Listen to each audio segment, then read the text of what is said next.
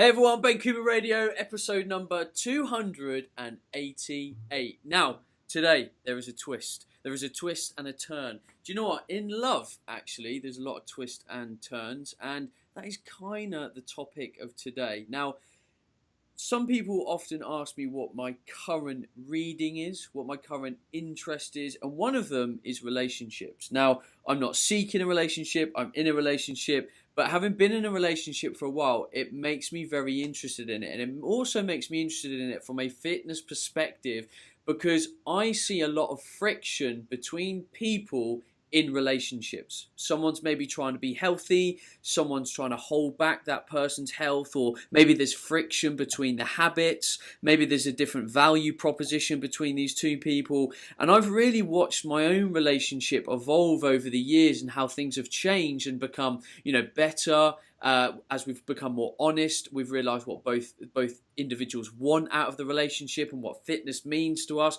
So I had to get a guest on the show to speak with us today. And the guest is Susan Winter. Susan, hello. Hello, Ben. How are you? This is a great topic. For anybody that lives a healthy lifestyle, the partner you choose has to be in alignment with what you're doing, or it's going to be a lot of problems moving forward. It is. And you've kind of hit on my first question before. Sorry. Before I've introed you. I need to give you an opportunity. Susan, tell the listeners who you are, what's the background, what got you so interested in relationships? Oh, this was by accident. I came from broadcast television. I had my own financial news show on what is now CNBC. It was called Financial News Network. And I had an age-appropriate boyfriend, pro bodybuilder, that I lived with. And we lived together for 10 years. And then I ended that relationship and I moved out of the dangerous New York City at that time, and I built a country home on a golf course to just get away. What I didn't plan on, the fact was I was 36, I was semi-retired, and I'd be in a rural community where there were no single guys. And within a year or two, I met a guy in my gym, gorgeous young man. I thought he was 26, 27. I dated younger guys during this time. No, he turned out to be 20 years younger. Ben, I flipped from 39 to 40. He flipped from 18 to 19. Basically, the next 7 years, all hell broke loose in this little community. So I started to think of the victimization I'd gone through, and I thought, okay, it's all about age discrimination. If they could have nailed me to the cross, they would have.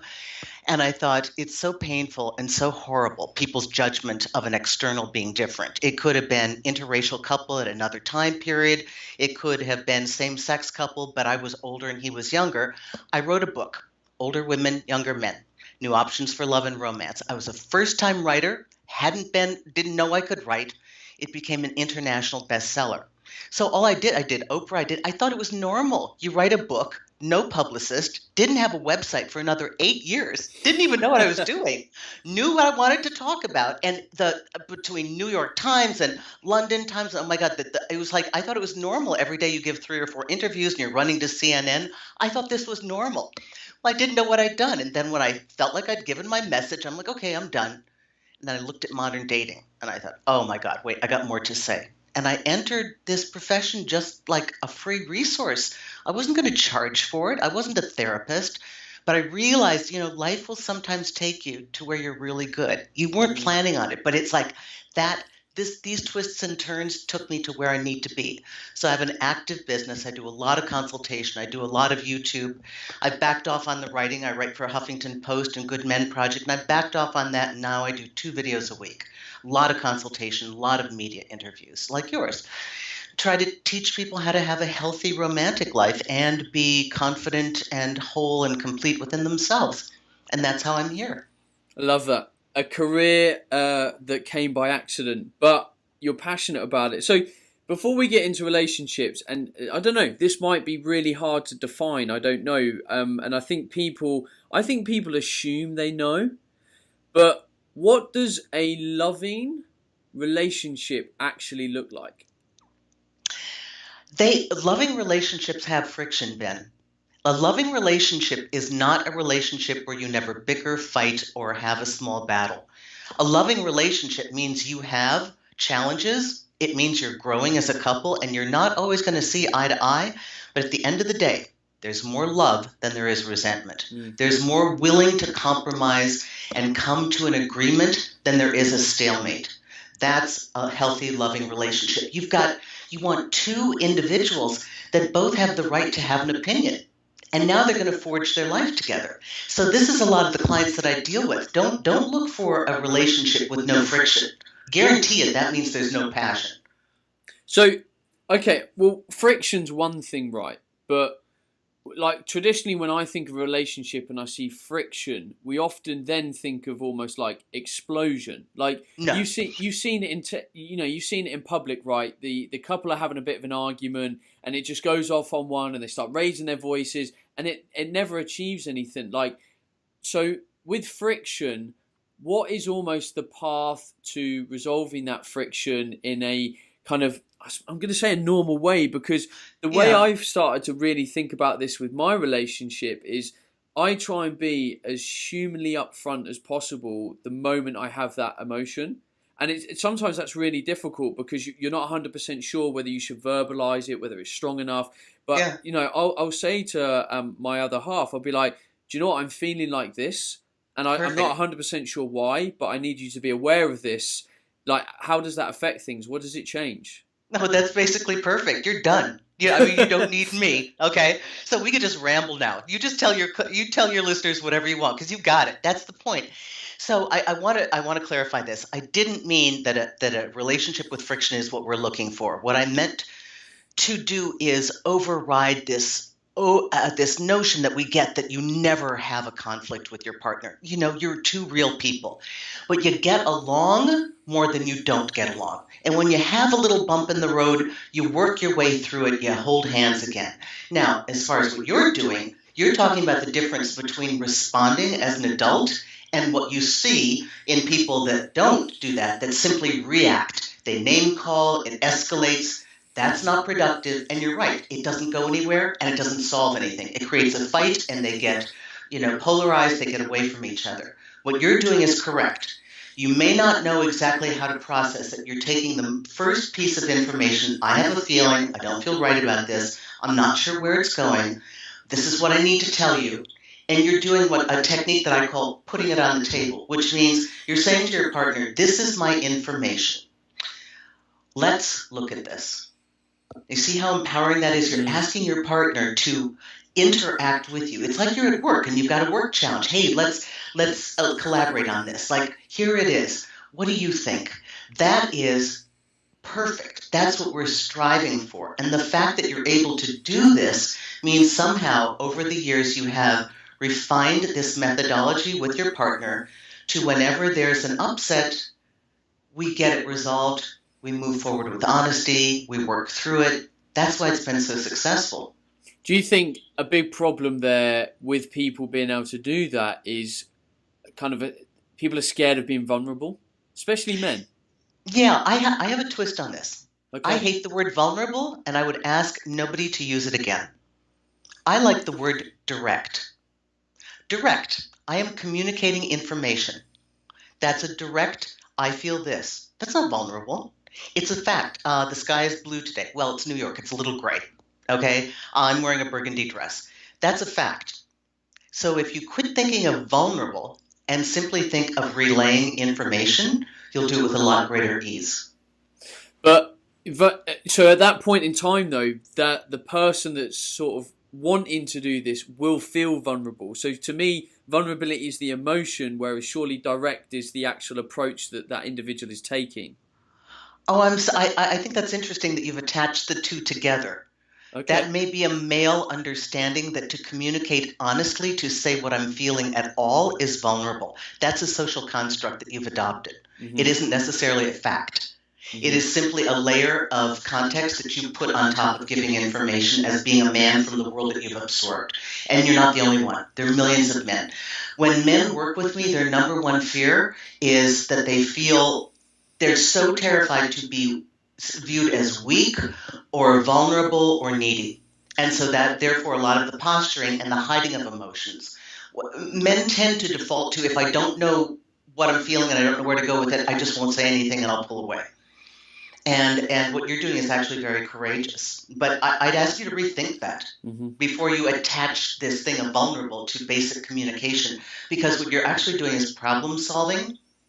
Problems come up. If you put this on a different template, if you thought that this were your work, and you could see an interaction, something's come up and you have a commentary for your partner about the company or about a podcast that you're doing or the content, or you want to talk about this thing with a guest, you wouldn't second guess yourself and you wouldn't feel vulnerable in communicating this information. Mm-hmm. Yeah, I suppose, again, I think all of us are built with our background, our experience, our exposure to relationships. And I think, the way that people communicate to me as a coach, like I'm a coach, I coach a lot of people, you're a coach.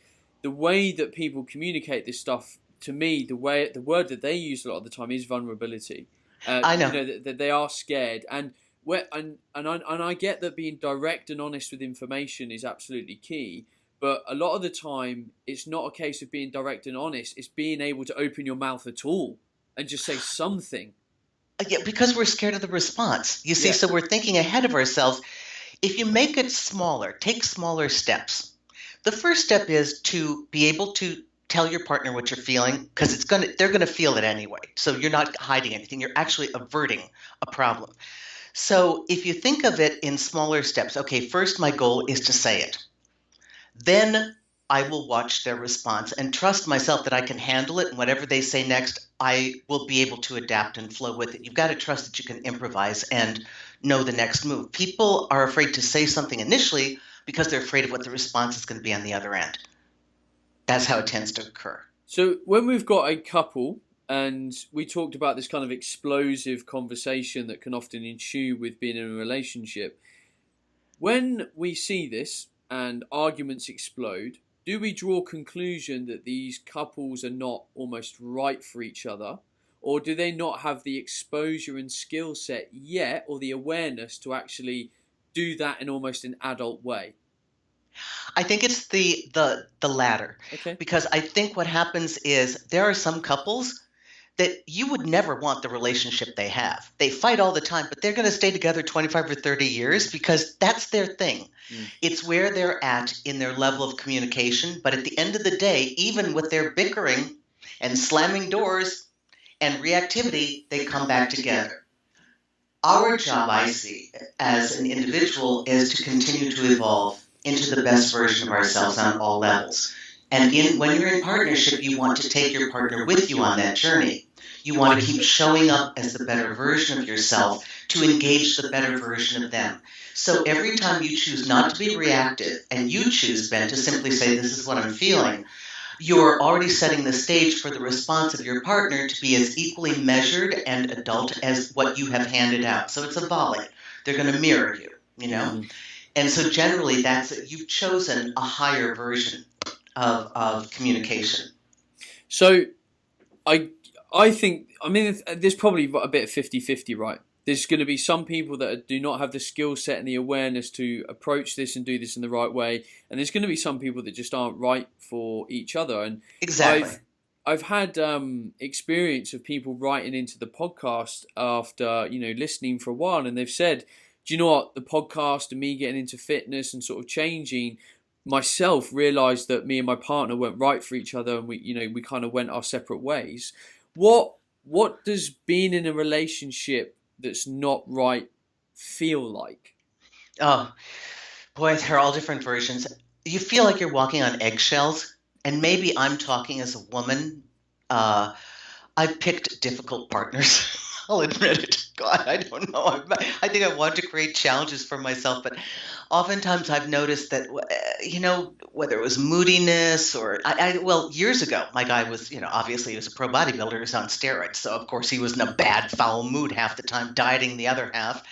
So even natural bodybuilders cranky from their diet when they're completely drug-free. So you've got a lot of reactivity that they've got that as a partner I've been tiptoeing around. And the better version of that is, the healthier version is that you pick somebody that even when they're having a rough time, somehow you both know how to diffuse it. You don't add to the fire. You don't ignite it. And a healthy relationship is, Your partner's going to have some bad days. They're going to be cranky. Some days they're going to be bitchy. It's just the way it is. It's when, if that feels like a warning sign to us and we start to recoil, or we find ourselves in fear of them, or we find ourselves constantly trying to placate their emotions, that's not healthy.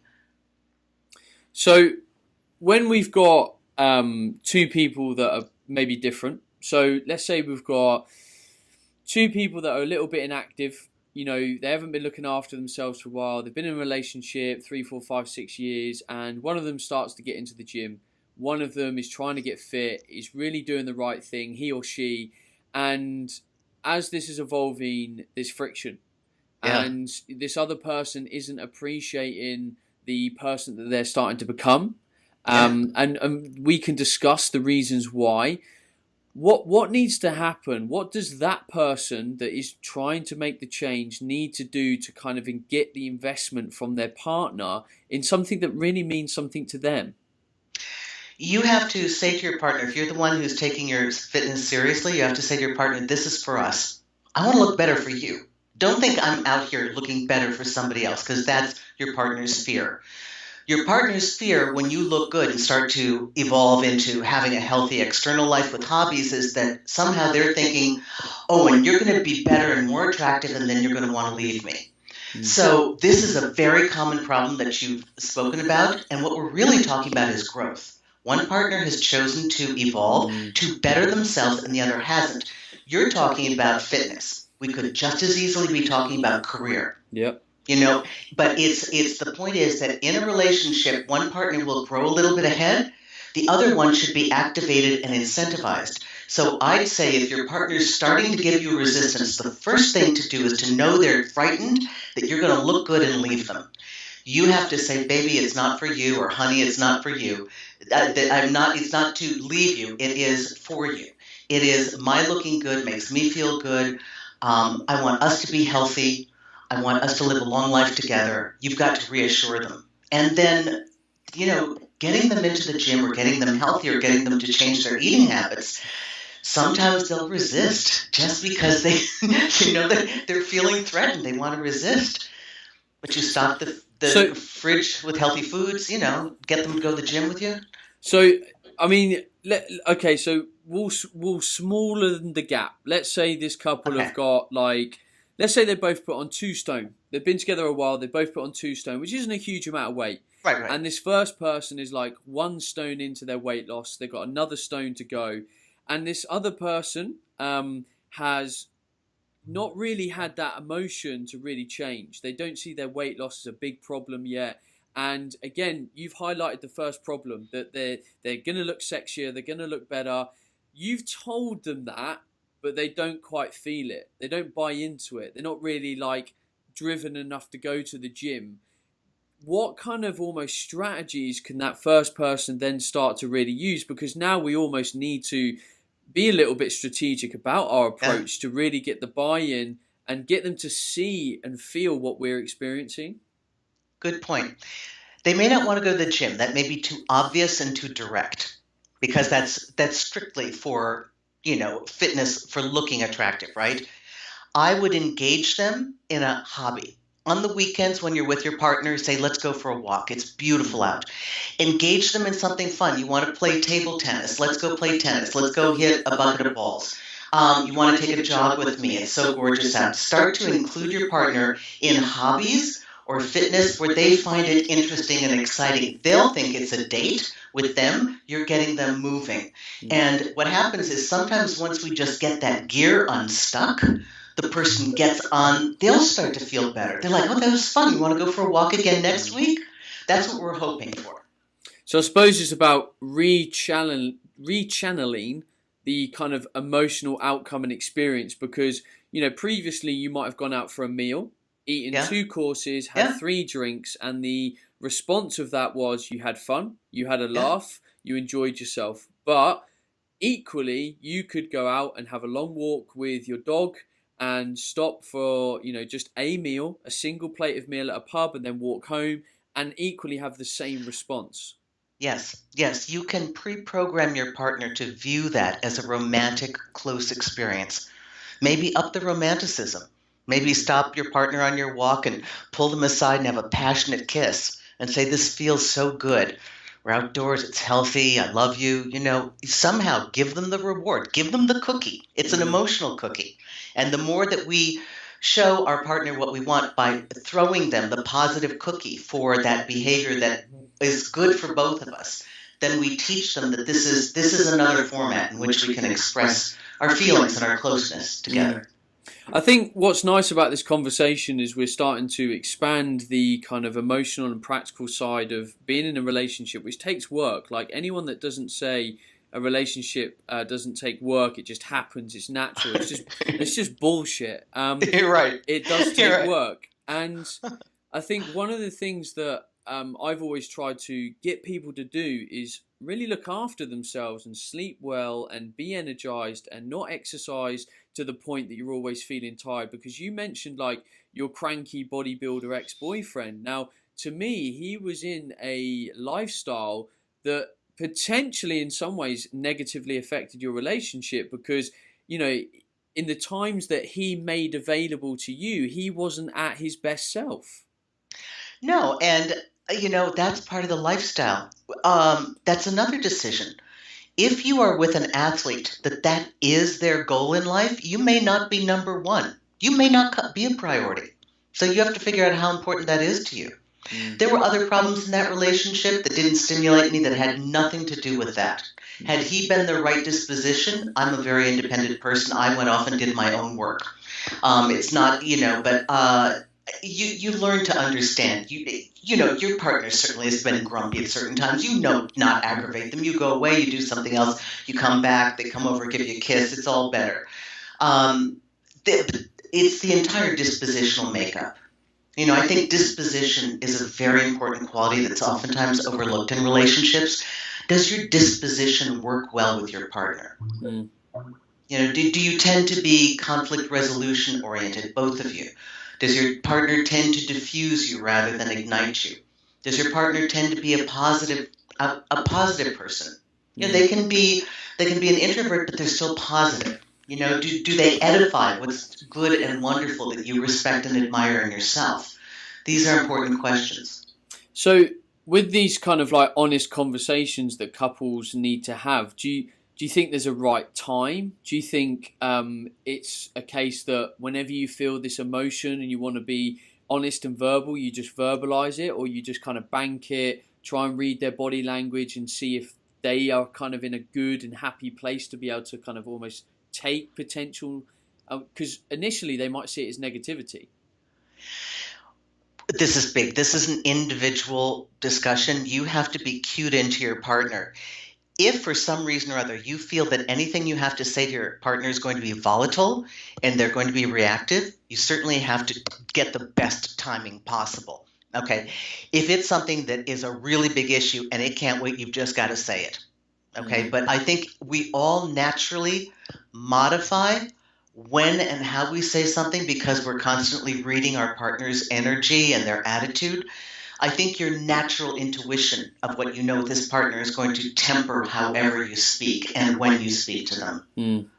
One thing I found, and it's not just in relationships, I found this doing like business meetings and just generally chatting, is having these kind of conversations while out walking, because to me it just feels like it changes the dynamic. It sort of relaxes the body. There's environmental stimulus that you're kind of appreciating and feeling. And also, there's nowhere to get away. You can't be defensive because you might be on a half an hour walk and you're only 10 minutes in. That's actually, I love it. That's brilliant. That's a perfect prescription. That's how I used to make myself run greater distance. I'd run so far that I knew I'd run to the point that I knew I had to run back, otherwise I'd get cold and sweaty and I'd get sick. So, but that's a perfect idea. I think the idea of walking and forward movement adds, it's like a subtle psychology. It adds the feeling of moving through the situation and problem as well. I think that's brilliant, Ben. Love it.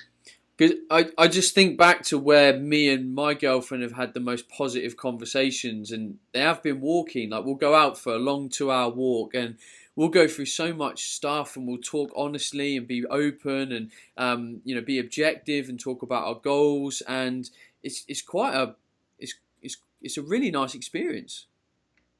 You have struck on a truth that works for you. And I think it can work for anybody. And I think that, first of all, I commend you on your unbelievable, astute observational skills. You're very bright. It's very exciting to see people put all the pieces together, especially people in a leadership role like yourself with the podcast. You've really watched what works and what doesn't work, and you've gotten very refined on not only does it work like this, but it works best in this environment. These are things that, when we're self-aware, when we're trying to improve ourselves in any way, we become keenly aware of these little nuances. And we're constantly amending to the better and better and better and finer decisions. So I think we should probably wrap part of this conversation up in almost kind of like some other hacks, I suppose.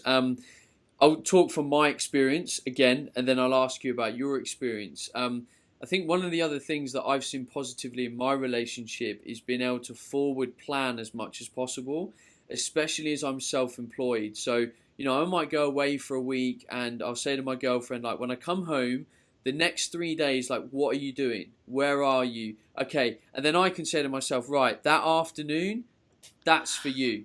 And that evening, that's for you. And then I just know everything that's coming, and I can say, right, phone's off, I'm yours. And then nothing interferes, and it allows me to live my life in my way around that.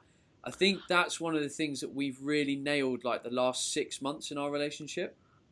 Oh my God, I've got to clone you. Where are you? Why are you not in New York? You're the perfect man. Oh my gosh, this is incredible. No, look at what you've done. You've intuitively figured out that it's a bank. Okay, it's like a gas tank. All right, let me make it this way. All of us have an emotional gas tank.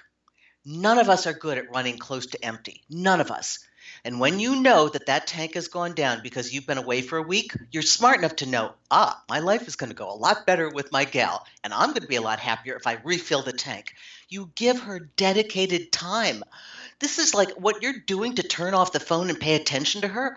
I mean, I see people that don't even watch for the cabs on the street. Their head is down. They're at dinner. They're not even looking at each other. You're giving this woman quality time. So you've trained your partner, whether you know it or not, you've trained your partner to allow you to go away with no complaint, because when you come back, you've made a promise and it's been concrete and it's in action. You've shown her that when I come back, I make up for the time away and I want to be with you and I want to enjoy you. This is brilliant. So you're perfect. What a lot of people, and I don't know how I did this. Like, on reflection, I'm not really sure how I kind of circumnavigated this, but earlier on in my relationship, it wasn't as easy in that, like, my partner didn't appreciate the time that couples have apart. And there's almost like, man goes to work or girlfriend goes to work, they come home, right, you're not doing anything, spend it with me. Yeah. Why are you going out with the boys? Spend it with me. Why are you going to the gym? Spend it with me. How does someone work around that when someone doesn't realize the time that people need by themselves? This is a really good question. It tends to be the domain of men, but now more modern women are feeling that way as well because they work just as hard. So the person who complains the most, who's insecure by you going away, either feels that their tank is too low and you haven't given them quality time that you can afford to now give time to your buddies, all right? Or they are so inherently insecure that no matter what quality time you give to them, it's never enough. I have a friend who's a pilot, good guy, buddy. We used to date years ago, okay? He kept telling me, Susan, I can't find a girl that can put up with my schedule because I can be gone 17 days out of the month. But when he's home, he's completely about her. I said, you're the perfect guy. I love a guy. Go away. Come back. I can work on my stuff. And you trust him because he's faithful. That's another thing. Your partner trusts you. If you want to go away with the buddies, you have to ask yourself a question. Have I given my partner any reason to fear me going out with the guys? Have I made my boyfriend too uncomfortable that me going out with Jill and Sally, because Jill's a little wild and single, that we're going to get into some kind of trouble and that should threaten him? So time with friends, it can be healthy, or time with friends can be, uh-oh, he's not paying attention to me, she's not paying attention to me, he or she is going out and maybe going to get into trouble. So we just have to backtrack on where are we with our partner? What is our partner's problem with us going out? So I get banking time is fantastic. We've kind of like, that's really important. What if, you've got a partner and they are insecure? Is it, because there can be action that the man will take to make the partner feel insecure by behavior and patterns and history. What if it is genuinely the other person? The other person has had maybe a string of partners that have been unfaithful, and they are inherently going to feel that this person is going to do the same, and they just can't get over that. Could I challenge? Yeah, could I be the person to help? Do they need external help? Is it a case of just time? When people tend to see ghosts, they tend to see ghosts of their past. I don't know. It has to be something they're willing to fix. You're telling me that if the person who wants to go out and they are in no way a person who has incited insecurity and they didn't cheat, can you be the one to correct this person from their insecure past? No. Your partner who's insecure has to take it upon themselves to admit that the problem exists within them and that they're looking for their history in your present and that they can't be done. I'd like to say all your good deeds will fix your partner, but they may not. And that's tough. Because it's quite painful to see that in someone else. You can ask your partner to go to therapy. Say, if you want, I'll go with you. But this one isn't my problem. This one's your problem, and I'm willing to work with you on it, but I've got to see that you're making progress because I have to be free to have a life. I can't be tethered to you, and every time I want to go out, I can't have you freaking out thinking I'm going to do something just because everybody else has, because you're going to make me crazy. Then you're going to make me want to leave, and I want to leave. And I've seen some guys, okay, so the guy who's the pilot, right? He's got a very insecure girlfriend, and she used to punish him for going away. That's his livelihood. That's what buys her dinners. That's what fixes her teeth when she's got a cavity. He's very generous, but you can't go back and yell at him for making a living, right? Because you're the recipient of some of that good stuff. And he had to slap her back and say, I'm not having this. I love you, but I am not having this. And when he tried, and she was just, she wanted to rip up all the pictures of his former life. You can't. I'm not. These are pictures from 20 years ago. You have no right to do this. So these individuals have to work on their own insecurity, or they will ruin the very relationship that they're seeking to maintain. Interesting. It's like anything on this podcast. You have to go and be willing to go in on yourself and improve yourself to be the best version of yourself, to be the best version to someone else. It's, I say to people, you've got to be able to love and appreciate yourself before you can give that to someone else. Ben, you're right. And you are handling your relationship, from what I hear, absolutely brilliantly. You've got real, concrete, actionable steps that you've learned to give back to your partner so that she always feels valued. This is incredible. This is beautiful. And I think half of this is me being in tune with her and listening to the signals that she's telling me and just responding appropriately. The way that she does something will give me a direct indication of how I should perform that action with her around. Well, you're paying attention. Yeah. That's what most guys don't. They don't do. I don't mean, because I love men and I want to state that, and so people worry that I don't want any one of your listeners to misconstrue this, but oftentimes men and women don't pay attention to their partner's emotional cues. And if the partner isn't good enough to communicate, hey, I'm feeling this or that, that's when you get into a bundle of troubles. because people aren't paying attention. Reactions are being had. People are afraid to say that hurt me.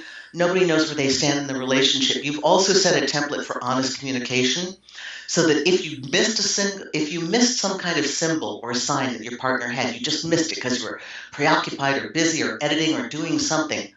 Your partner knows they have the comfort to come and confront you and say, "Hey, I'm feeling this way." So when you speak up about your feelings, you're giving your partner the same permission to do that thing as well. See, that's the good system that you've already established.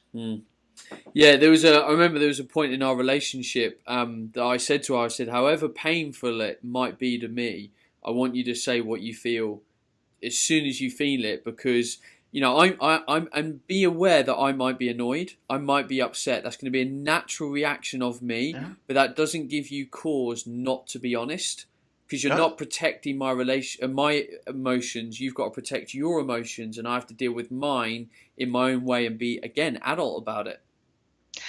I do a lot of preliminary discussions before I ever hit the sheets with a partner. I have to be honest with you. I talk all these things through, and I do disclaimers.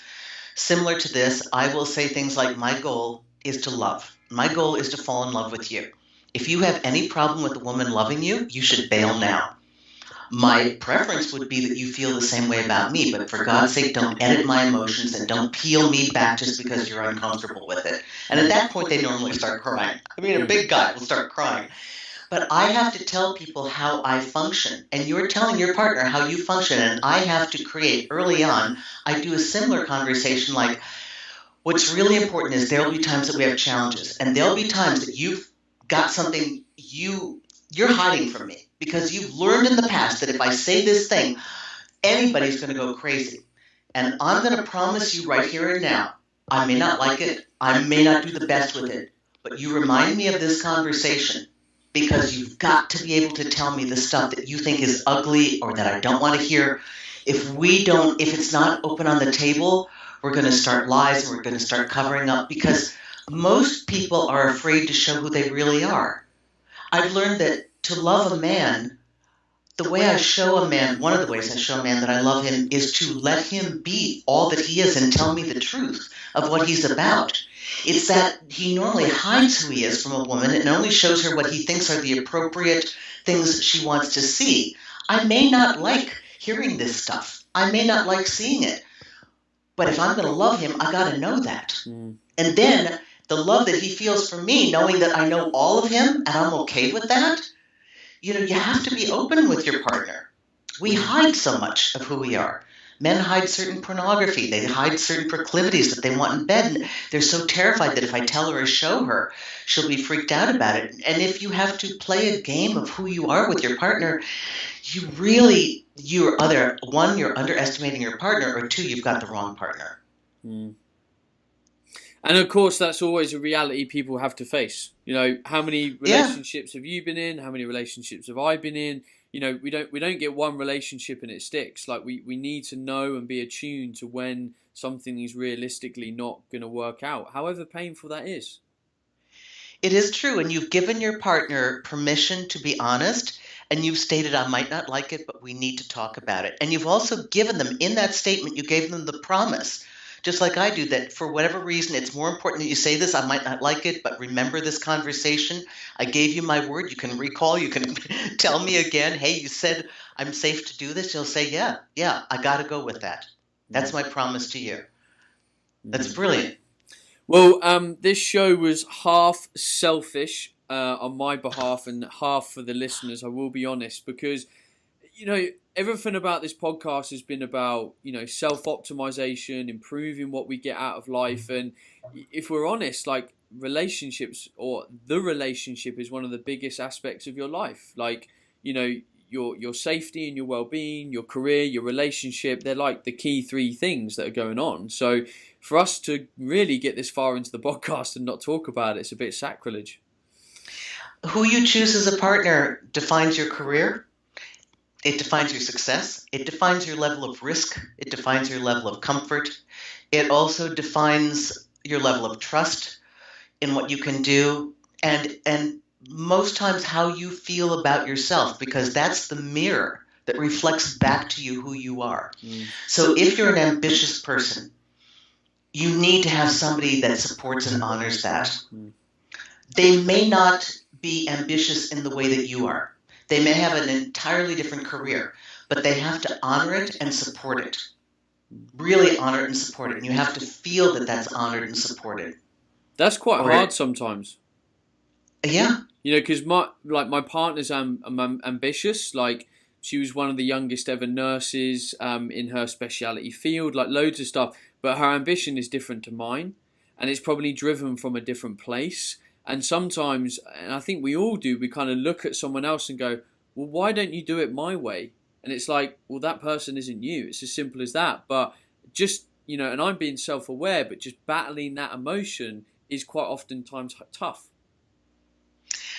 They may express their ambition in a different way.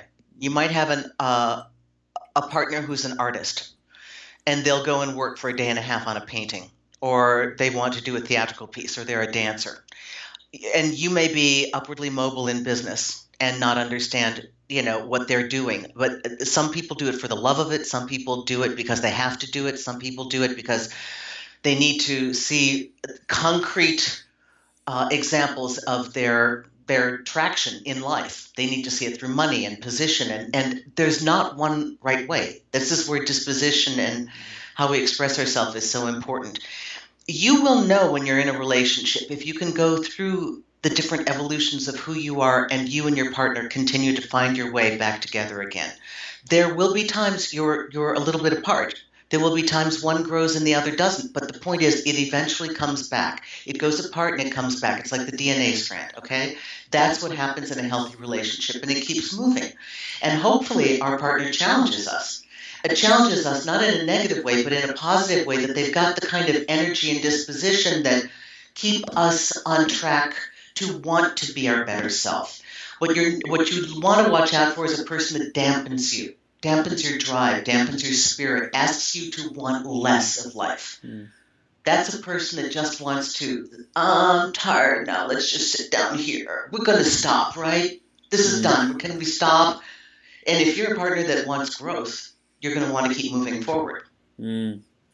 Yes, it's a big topic. Growth, being in a growth mindset and not, it's difficult. I think what got me thinking about this was I was listening to Tom Bilyeu, who's he used to be the CEO of Quest Nutrition. I was listening to his podcast, and he did a podcast with his wife, and they just laid it all out on the table and said, like, this is how our relationship has evolved. This is how I feel. This is how we've worked through our problems. And it was so honest and raw. But he talked about the fact that he was in a relentless growth mindset in his life, and his partner wasn't. And it was about her finding her own place in a growth mindset, albeit it wasn't the same as his. Yes. But she started to find her way, but it will never be what his is, because her purpose is different. That's a great distinction, because your partner may rail at and resist, thinking they have to be a little you. Your partner may never want to go to the gym. Okay, that maybe I don't do that. But your partner may discover they love yoga, you know, or they want to be horseback riding. So it doesn't have to be your kind of ambition. And that's a really key point. I'm really glad that you brought that up, and that's a great example. So that's another point that's very good. Susan, we better wrap this up. We've okay. We've been talking for some time. I also don't want to. For me, in a podcast, I always want to feel where there's like an organic, like there's a natural end to the show, and people have like something to almost go away and sort of think about. And I think that time is now. Susan, if people want to find out more about your work, they want to follow your advice, they maybe want to explore this kind of thought process of improving their relationship, where can they go? I'm susanwinter.net. That's my website. It's got all my consultation packages, all my interviews. Our interview will be on there as well. And check out my videos. I started doing videos about 1.5 years ago. It's Susan E. Winter, but honestly, if you put the name Susan Winter in your search engine, you'll find me. I'm the first one that comes up. And just a quick a message to your listeners. If you factor growth into your relationship from the beginning, you'll continue to grow. That's something we didn't do in traditional relationships. We looked at stasis. We looked at comfort and security and sameness, and that's what destroyed traditional relationships, because human beings, to grow, you will have discomfort and risk. So allow your relationship to grow from the very beginning.